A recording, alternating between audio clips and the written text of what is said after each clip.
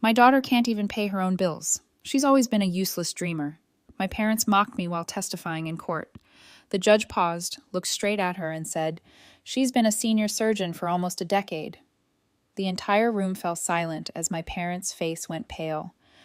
My name is Elizabeth, and I'm 34 years old. To understand what happened in that courtroom, I need to take you back to when I was 17 and announce to my parents, Margaret and Robert Chen, that I wanted to become a doctor. You'd think most parents would be proud, right? Wrong. A doctor? My mother laughed. Not the good kind of laugh, but the bitter, dismissive one I'd grown accustomed to. Elizabeth, honey, you can barely keep your room clean. You think you can handle the responsibility of saving lives? My father chimed in from behind his newspaper. She's always been a dreamer, Margaret. Remember when she wanted to be an astronaut at 8, then a marine biologist at 12? This is just another phase. But it wasn't a phase. I'd volunteered at the local hospital since I was 15, shadowing nurses and doctors whenever they'd let me. I'd seen the difference they made, the lives they saved, the comfort they provided to families in their darkest moments. I wanted to be part of that world more than anything.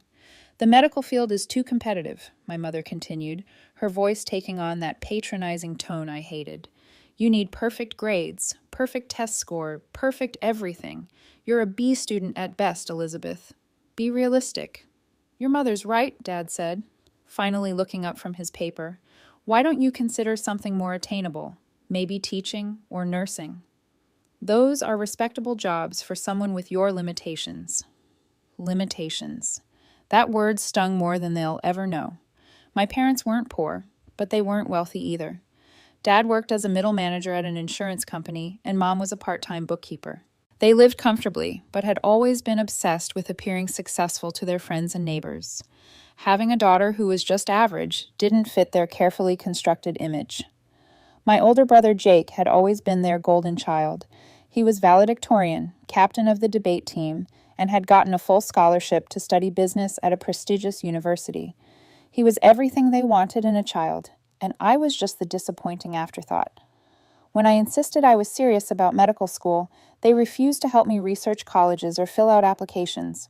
"We're not wasting money on your impossible dreams," Mom said. "Jake needs our support for his MBA program. At least his goals are realistic." So I did it myself. I spent countless hours in the school library researching pre-med programs, scholarships, and student loans. I raised my GPA from a 3.2 to a 3. 8 by the end of senior year through pure determination and late-night study sessions. I took the SATs 3 times until I got a score I was proud of.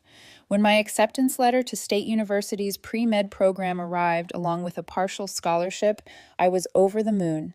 I burst into the living room where my parents were watching their evening news. I got in. I shouted, waving the letter. State University accepted me for pre-med, and I got a scholarship. My mother barely glanced up from the TV. "That's nice, dear. Don't forget to take out the trash." My father was slightly more engaged, but equally dismissive. State University.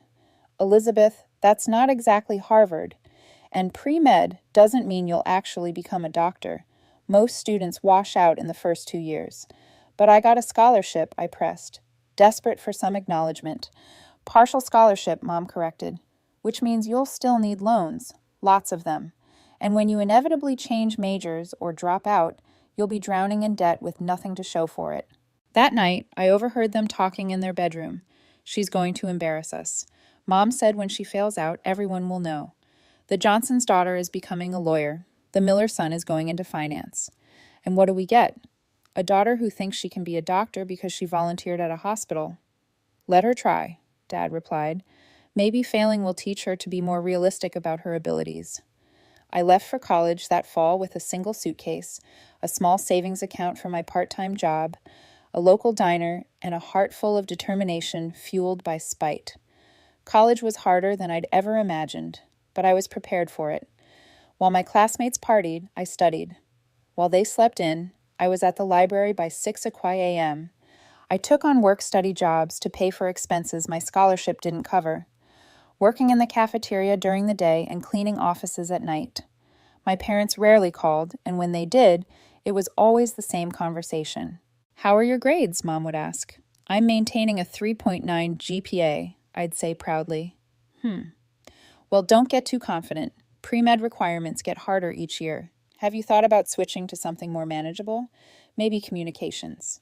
When I came home for holidays, they'd introduce me to their friends as Elizabeth, our daughter, who's still figuring out what she wants to do with her life. Never as a pre-med student, never with pride. Jake, meanwhile, had graduated with his MBA and landed a job at a consulting firm in Chicago. He was making good money and had bought a condo downtown. Every phone call from my parents was filled with updates about his latest achievements, his new car, his promotion, his perfect girlfriend. Jake just got another raise, Mom would tell me during our brief conversations. He's doing so well for himself, very responsible with money, not like some people who are accumulating student debt for unrealistic dreams. The jabs continued throughout my 4 years of undergraduate study, even as I maintained my high GPA, scored well on the MCAT, and got accepted to medical school at the same university. By then, I'd learned not to expect support or encouragement from my parents, so I wasn't surprised by their reaction. Medical school. Dad shook his head. Elizabeth, the debt is going to be astronomical. And even if you somehow manage to graduate, which is a big if, you'll be in your 30s before you start making any real money. Jake's already established in his career. This is what I want, I said quietly. What you want and what's practical are two different things, Mom replied. But you're an adult now. Make your own mistakes. Medical school was brutal. I'm not going to lie and say it was easy or that I never doubted myself. There were nights I cried from exhaustion. Days I felt like I was drowning in information, and moments when my parents' voices echoed in my head, telling me I wasn't smart enough, wasn't capable enough. But I had something my classmates didn't. I'd already spent years proving people wrong. Every dismissive comment, every doubt, every prediction of failure had become fuel for my determination. I excelled in my clinical rotations, particularly in surgery. There was something about the precision, the immediate impact, the life and death decisions that spoke to me. My supervisors noticed my aptitude and encouraged me to pursue surgical specialties. During my 3rd year, I called home to share the news that I'd been selected for a competitive surgical rotation at the university's teaching hospital. That's nice, Mom said distractedly. I could hear the TV in the background. Oh, Jake just closed a huge deal at work. They're sending him to London for a month.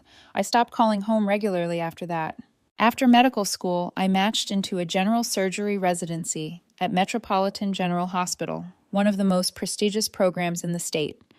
Residency was 5 years of 80-hour weeks, constant learning, and gradual assumption of responsibility.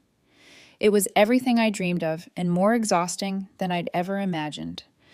My parents attended my medical school graduation, but they seemed more interested in networking with other families than celebrating my achievement. During the reception, I overheard my mother talking to another parent. Yes, Elizabeth finally finished her degree, she was saying. Though she's not really a doctor yet, she has to do residency, which is basically more school. Jake, our son, he's already making 6 figures in business consulting. I felt a familiar sting, but pushed it aside.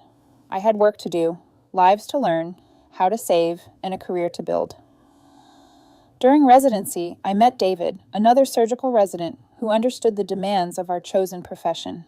We bonded over late-night surgeries, shared Chinese takeout between cases, and the mutual understanding that our careers would always require sacrifice. The relationship almost didn't happen. I was so focused on proving myself that I barely had time for anything outside of medicine. David was persistent, though, asking me out 3 times before I finally agreed to grab coffee between our shifts. That coffee turned into a 4-hour conversation about everything from surgical techniques to our shared love of terrible medical dramas that got everything wrong.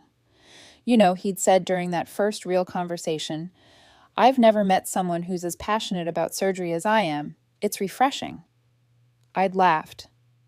Most people think I'm obsessed. Most people don't understand what it takes to save lives, he'd replied simply. David came from a family that was supportive, but worried about the demands of medical careers. His parents, both teachers, had always encouraged his dreams, but expressed concern about the stress and long hours. When he introduced me to them during our 2nd year of residency, they welcomed me warmly and asked thoughtful questions about my specialization and career goals. The contrast with my own family was stark. When I brought David home to meet my parents, they spent most of the dinner talking about Jake's latest business achievements and asking David if he'd considered more stable career paths. Surgery is so unpredictable, my mother had said to David over dessert. All those emergency calls, the stress, the liability. Have you considered internal medicine? Much more regular hours. David had handled it with grace, but later in the car, he'd been direct. Elizabeth, your parents seem to have no idea what you've accomplished. They talk about you like you're still a struggling student. They've always been like that, I'd explained. They think I'm chasing an impossible dream. Impossible dream? He looked genuinely confused. You're one of the most skilled residents in our program.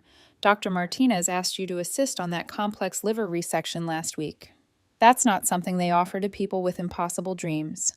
We got married in my final year of residency, a small ceremony that my parents attended, but seemed to view as another one of my impractical decisions. The wedding was held in the hospital chapel, partly because it was convenient for our schedules, but also because the hospital had become more of a home to us than anywhere else. Doctors marrying doctors, Mom had said to her sister at our reception. They'll never see each other. It's not practical. What she didn't understand was that we saw each other plenty during surgeries, in the break room at 3 a.m., during the brief moments between emergencies when we could steal a kiss in an empty hallway. Our relationship worked precisely because we both understood the demands of our profession. After our wedding, I threw myself even more deeply into my work.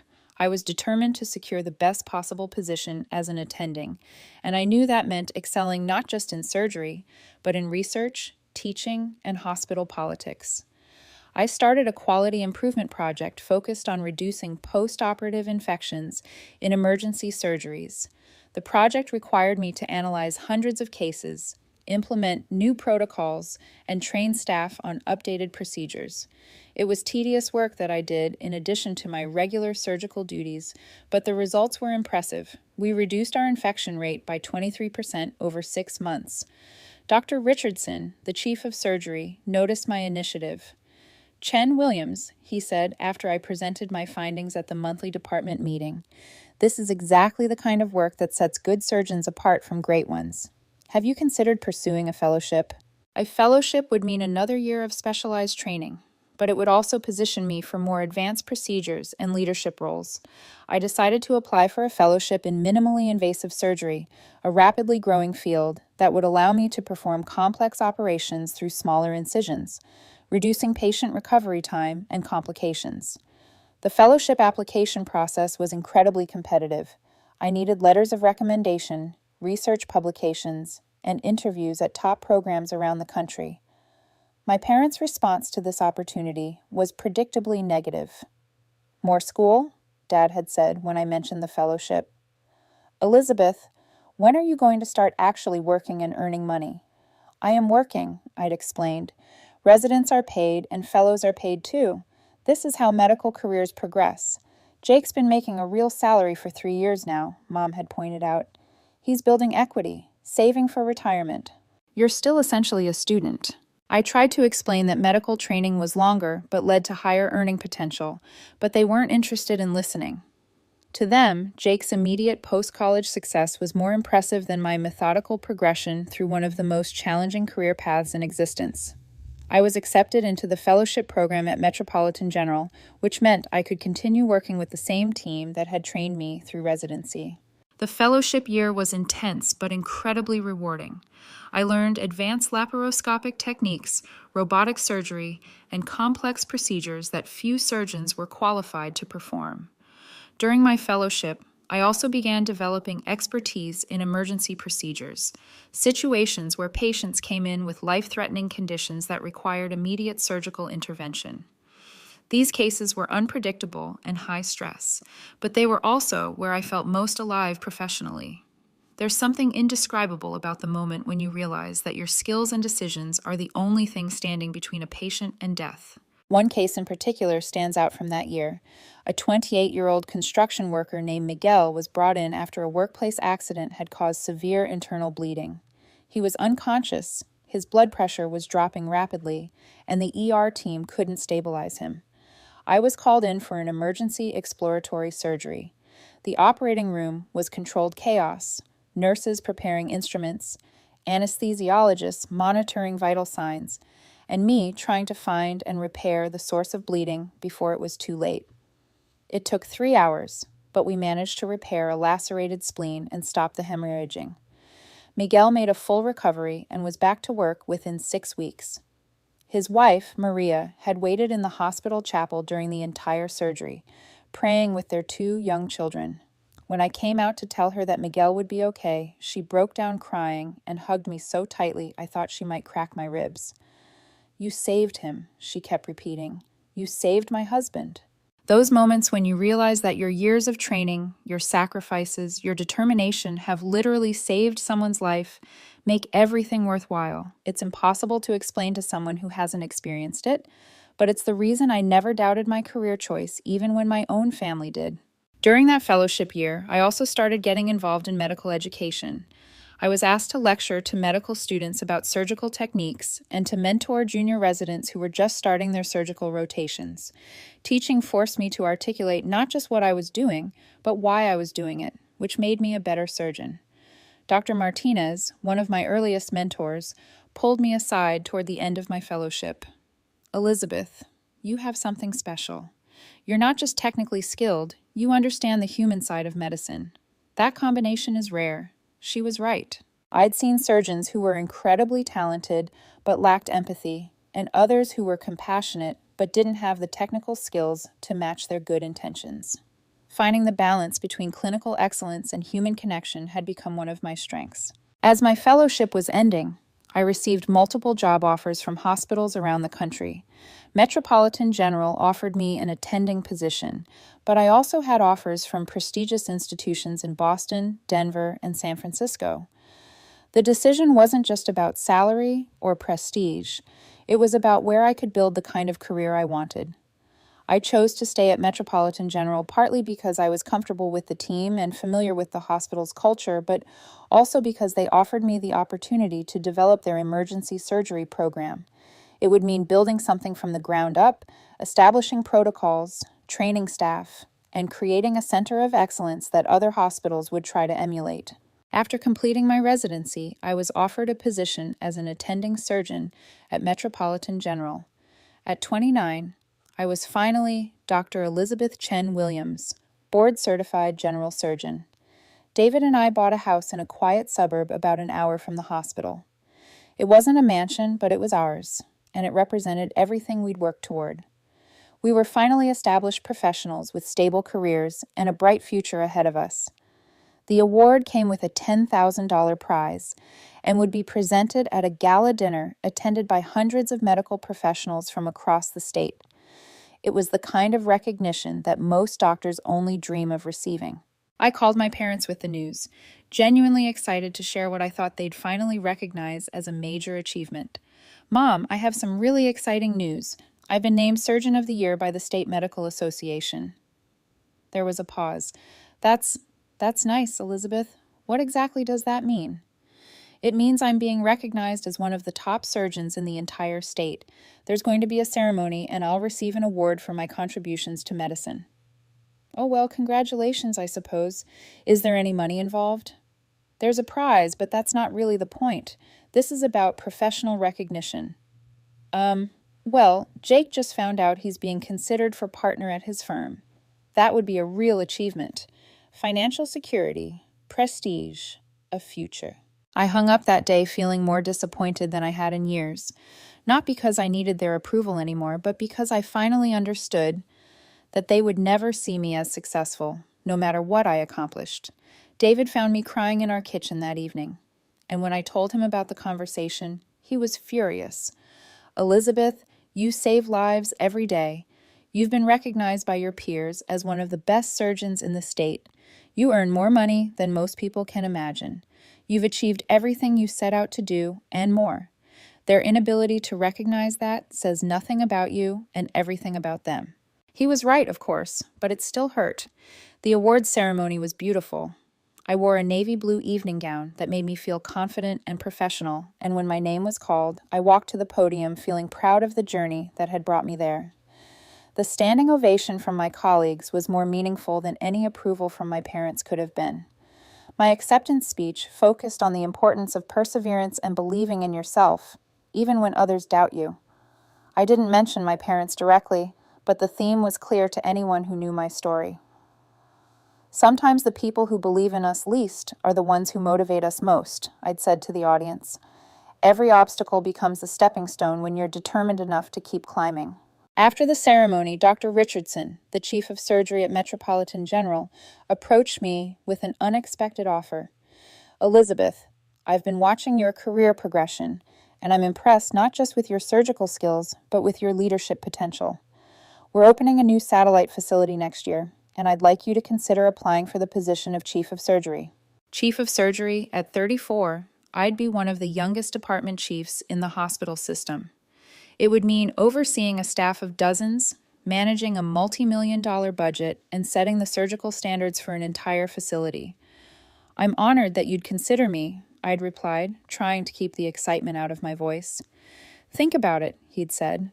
The position comes with a significant salary increase and the opportunity to build a department from the ground up. I think you'd be perfect for it. The salary increase he was referring to would bring my annual compensation to nearly $500,000, not including bonuses and benefits. At 34, I'd be earning more than my parents had ever made combined in their best years. But when I called to share this potential opportunity, their response was predictably dismissive. More responsibility just means more stress, Mom had said. And if it's a new facility, who knows if it will even be successful? You'd be taking a big risk leaving a stable position. I'm not leaving Metropolitan General, I'd explained. This would be a promotion within the same hospital system. Still sounds risky to me. Jake's career path is much more traditional and secure. By then, I'd stopped expecting different responses, but it still amazed me that they could find the negative angle in any situation. The house is nice, Dad admitted grudgingly, though I don't understand why you need so much space for just 2 people. Jake and his fiancée are looking at condos in Manhattan, much more practical. During that visit, I tried to show them around the hospital where I worked, thinking maybe seeing me in my element would finally make them proud. They agreed to come, but spent most of the tour checking their phones and making comments about how stressful my job seemed. All those life and death decisions, Mom said with a shudder. I couldn't handle that kind of pressure. Good thing Jake chose a career where the stakes aren't so high. Even when I was featured in the hospital newsletter for successfully performing a particularly complex surgery, they remained unimpressed. Anyone can get their picture in a company newsletter, Dad said when I showed him the article. Jake was just profiled in a national business magazine. Over the years, I learned to stop seeking their approval. David and I built a life together, surrounded by colleagues who respected our expertise and friends who valued us for who we were, not what we did for a living. I found fulfillment in my work, saving lives, and training the next generation of surgeons. By the time I turned 34, I had been promoted to senior surgeon and was being considered for the role of chief of surgery at a satellite hospital. I'd performed thousands of surgeries, published research papers, and spoken at medical conferences around the country. I was respected in my field and financially comfortable. But to my parents, I was still the dreamy teenager who they were convinced would fail. Which brings me to what happened last month. My grandmother, my father's mother, passed away at 91. Grandma Rose had always been the one family member who believed in me. She'd sent me care packages during medical school and called every few months to check on my career. When she died, I was heartbroken, but also grateful that she'd lived to see me succeed. The reading of her will was scheduled for a Thursday morning at the law office of Patterson, Burke & Associates. I took the day off from surgery, which was unusual for me, but I wanted to pay my respects to the woman who had been my sole supporter for so many years. The law office was exactly what you'd expect: dark wood, leather-bound books, and the smell of old money and older secrets. The lawyer, Mr. Patterson, was a distinguished man in his 60s who'd been handling our family's legal affairs for decades. Present for the will reading were my parents, Jake, and his wife Jessica, my Aunt Linda, Dad's sister, Uncle Tom, Mom's brother, and myself. We sat around a large conference table while Mr. Patterson reviewed the documents. Grandma Rose had been more well off than any of us realized. She'd been quietly investing her late husband's pension for decades and had accumulated a substantial estate. Most of her possessions and money were divided among her children and grandchildren, with everyone receiving something meaningful. But then Mr. Patterson got to the final item. To my granddaughter Elizabeth, he read aloud, I leave my house at 412 Maple Street, along with its contents, and the sum of $750,000 from my investment portfolio.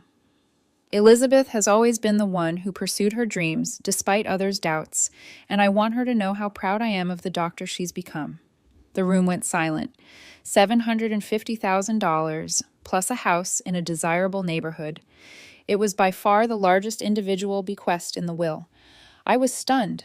I knew Grandma Rose loved me, but I had no idea she'd been so successful with her investments, or that she'd chosen to leave me such a significant portion of her estate.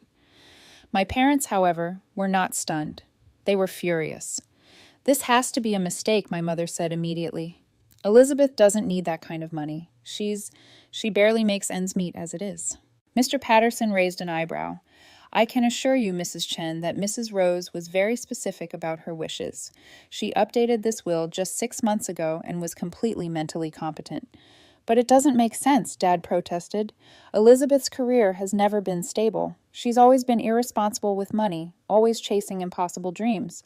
Jake has a real career, a real future. Surely my mother would have wanted the money to go to someone who could use it responsibly.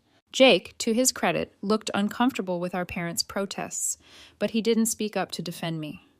I'm afraid the will is quite clear, Mr. Patterson said firmly. However, if there are concerns about Mrs. Rose's mental capacity when she made these decisions, those would need to be addressed through the proper legal channels. My parents exchanged a look that I recognized. It was the same look they'd shared when I announced I wanted to be a doctor, the same look they'd given each other when I got accepted to medical school, the same look that had accompanied every dismissive comment about my unrealistic dreams. We'll contest the will, Mom said decisively. My mother-in-law was clearly not thinking straight. Elizabeth has never been financially responsible. She's been living paycheck to paycheck her entire adult life, accumulating student debt, making impractical decisions. Jake is the one who should inherit the bulk of the estate. I felt like I'd been slapped. After everything I'd accomplished, everything I'd overcome, they still saw me as a failure. Mr. Patterson looked uncomfortable, but nodded. That's your right, of course. But I should warn you that contesting a will is expensive and time-consuming, and Mrs. Rose was very thorough in documenting her reasons for her decisions. We don't care about the cost, Dad said. This is about doing what's right for the family. And that's how I found myself 3 weeks later, sitting in a courtroom while my parents attempted to have my grandmother's will overturned. They hired a lawyer, a sharp woman named Ms. Rodriguez, who argued that Grandma Rose had been unduly influenced or was suffering from mental decline when she made her final will. Their case centered on the idea that I was financially irresponsible, that leaving me such a large inheritance was evidence of diminished capacity. My parents took the witness stand and systematically tore apart my life and career.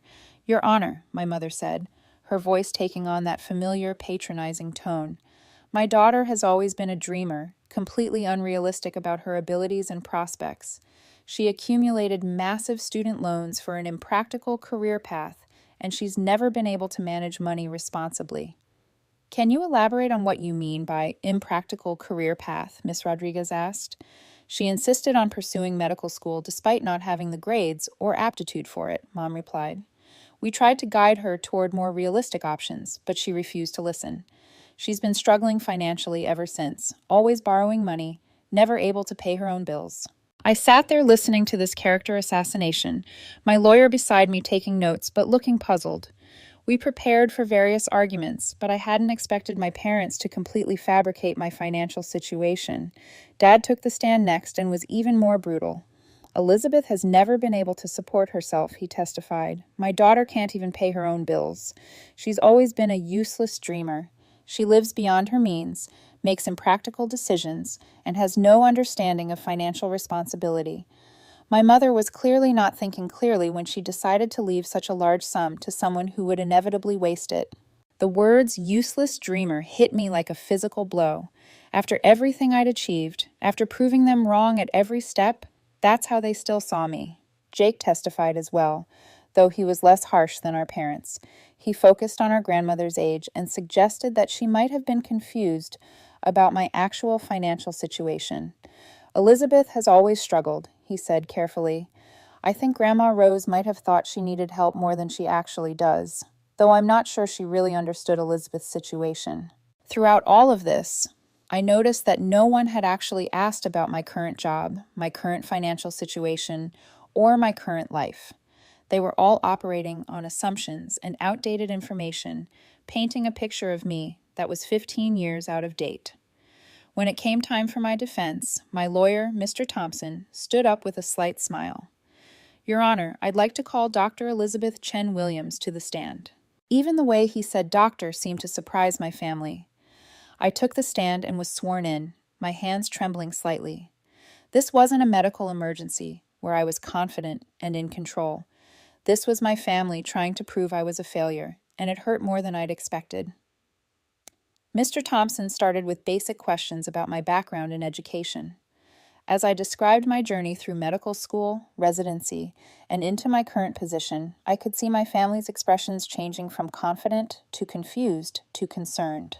Dr. Chen Williams, Mr. Thompson said, could you please tell the court about your current position? I'm a senior surgeon at Metropolitan General Hospital, I replied. I specialize in general surgery and trauma surgery. I've been in practice for almost a decade now.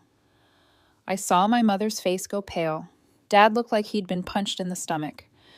And what does your work involve? Mr. Thompson continued.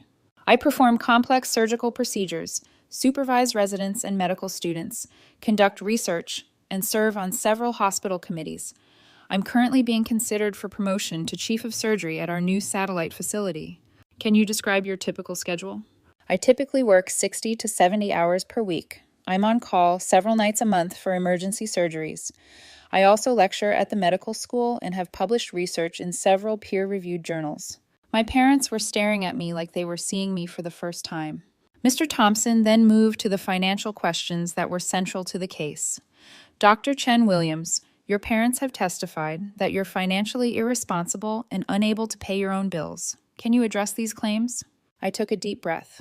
Your Honor, I understand my parents' confusion, but their information is significantly outdated. As a senior surgeon, my annual salary is $387,000. David, my husband, is also a surgeon with a similar salary. We own our home outright, have no debt other than our mortgage, and maintain substantial savings and investment accounts. The courtroom was so quiet you could hear a pin drop. We also maintain a joint investment portfolio worth approximately $1.2 million, I continued. I haven't borrowed money from anyone in over 8 years, and I haven't struggled financially since my residency ended. Ms. Rodriguez, my parents' lawyer, had clearly done minimal research before taking this case. Any competent attorney would have conducted basic background checks on the parties involved. The fact that she'd allowed my parents to proceed with testimony about my supposed financial struggles without verifying my actual career status showed either negligence or willful ignorance of the facts. Judge Harrison, who had been listening patiently to the proceedings, leaned forward in his chair. He was an older man with kind eyes, and he'd been taking careful notes throughout the testimony. Let me make sure I understand this correctly, he said slowly, looking directly at my parents.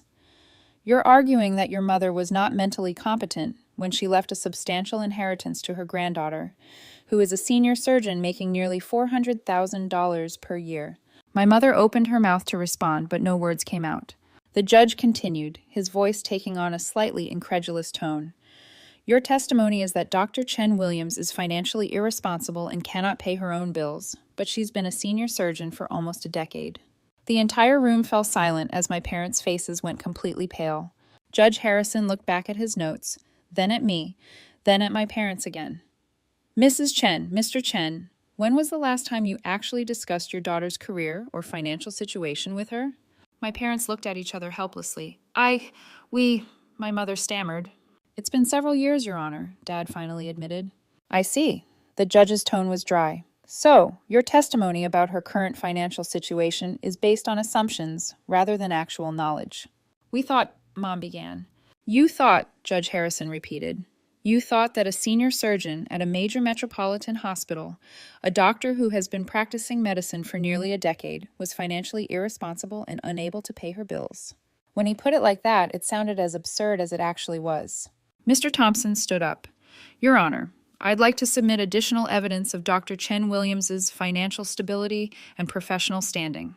He handed over bank statements, tax returns, my employment contract, performance reviews from the hospital, and letters of recommendation from colleagues and supervisors.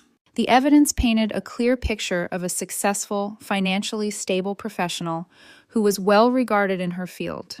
Judge Harrison reviewed the documents while the courtroom remained silent. My parents looked like they wanted to disappear into their chairs. Finally, the judge looked up.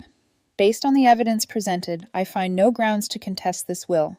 Mrs. Rose was clearly of sound mind when she made her decisions, and her reasoning for leaving a substantial inheritance to a successful, financially stable granddaughter is entirely logical. The will stands as written. He paused and looked directly at my parents. I would strongly encourage this family to have some honest conversations about current realities rather than operating on outdated assumptions. The gavel came down, and it was over. As we filed out of the courtroom, my parents approached me, hesitantly. "Elizabeth," my mother said quietly, "we didn't know. We thought—" "You thought I was still the struggling medical student from 15 years ago," I finished for her. "You never asked about my life, my career, or my success. You were so invested in proving I was a failure that you never noticed I'd actually succeeded." Dad looked ashamed. We should have known." "Yes, you should have," I agreed, "but knowing would have required actually caring enough to ask." Jake approached us looking embarrassed. "Elizabeth, I'm sorry. I should have spoken up. I should have defended you." "Yes, you should have," I said simply. I walked out of that courtroom with my inheritance secure, but more importantly, with a sense of vindication that I'd never expected to feel. My parents had spent decades telling me I would fail, and they'd been so convinced of their own narrative that they'd never bothered to notice that I'd actually succeeded beyond their wildest dreams. The money from Grandma Rose was generous, but it wasn't life-changing for someone with my income. What mattered was that she'd seen me for who I really was, not who my parents thought I should be. In the weeks that followed, my parents made several attempts to repair our relationship. They called more frequently, asked about my work, and even visited the hospital to see me in action. It was awkward and clearly uncomfortable for them to confront how wrong they'd been. Mom particularly seemed shaken by the experience. "I don't understand how we got it so wrong," she said during one of our phone conversations. "How did we not know you were so successful?" "You never asked," I replied honestly. "Every conversation we've had for the past decade has been about Jake's achievements or your assumptions about my failures. You never once asked about my salary, my position, or my accomplishments." "We thought we knew," she said weakly. "You thought you knew because it fit the story you'd already decided about me, the struggling dreamer who would never amount to anything." The relationship with my parents is still strained, and I don't know if it will ever fully recover. Years of dismissal and criticism can't be erased with apologies and awkward attempts at conversation, but there's something to be said for the moment when people who have underestimated you for your entire life are forced to confront the reality of your success. David and I are using part of Grandma Rose's inheritance to establish a scholarship fund for students from working-class families who want to pursue medical careers. We're calling it the Rose Chen Memorial Scholarship for Dreamers, because sometimes the dreamers are the ones who see possibilities that others can't imagine. And sometimes the people who believe in you the least are the ones who end up being most wrong about who you'll become. As for my parents, they're slowly learning to see me as I actually am, rather than as they always assumed I would be. It's a process, and not always a comfortable one for any of us. But that moment in the courtroom when Judge Harrison looked at my mother and said, "She's been a senior surgeon for almost a decade, will stay with me forever." It was the moment when 15 years of doubt, dismissal, and diminished expectations finally met the reality of who I'd become. Sometimes the sweetest revenge isn't something you plan. Sometimes it's just living your life so successfully that the people who doubted you are forced to confront their own misconceptions. And sometimes justice comes in the form of a judge who can't believe that anyone would consider a successful surgeon to be financially irresponsible. The irony isn't lost on me that my parents went to court to prove I was a failure and ended up creating the most public vindication of my success they could have possibly arranged. Thanks for reading. Sometimes you just need to tell your story to people who might understand. Edit. A lot of people are asking about my relationship with Jake now. It's complicated. He reached out after the court case, and we've had some long conversations. He admits he always knew I was successful but felt caught between loyalty to our parents and standing up for me. We're working on rebuilding our relationship, but it's going to take time. He's also made efforts to correct our parents' narrative when they slip back into old patterns, which helps. Edit 2. Some people are questioning whether this story is real. I understand the skepticism, but I can assure you it happened exactly as I described. The courtroom moment was surreal for all of us, especially my parents. I've changed names and some identifying details for privacy, but the core events are accurate.